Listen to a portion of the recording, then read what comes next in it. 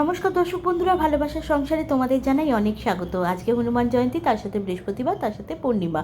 সেই কারণের জন্যই আজকে কিন্তু আমি চলে এসেছিলাম মন্দিরে। মন্দির আজকে অপূর্ব সুন্দর করে সাজানো হয়েছে আর অনেক মানুষের ভিড় হয়েছে।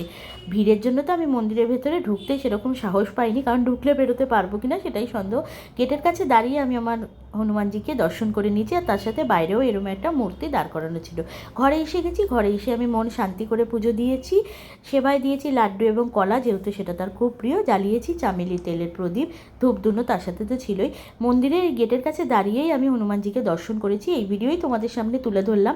ভেতরে দেখেছো কতটা ভিড়, আর ওই যে দূরে দেখা যাচ্ছে আমার হনুমানজিকে। প্রসাদের ব্যবস্থা ছিল, বাইরেই ধূপ দেওয়ার ব্যবস্থা ছিল, সেখানেই আমি একটু ধূপ দিয়ে চলে এসেছি। বাজারের মধ্যে হচ্ছিল জলছত্র, আর এই অনুষ্ঠানটা আমার নিজস্ব ব্যক্তিগতভাবে ভীষণই ভালো লাগে, কারণ এই গরমে পথ চলতি মানুষদের জল খাওয়ানো ভীষণ পুণ্যের কাজ। কেমন লাগলো ভিডিওটা অবশ্যই কমেন্টের মাধ্যমে জানিও।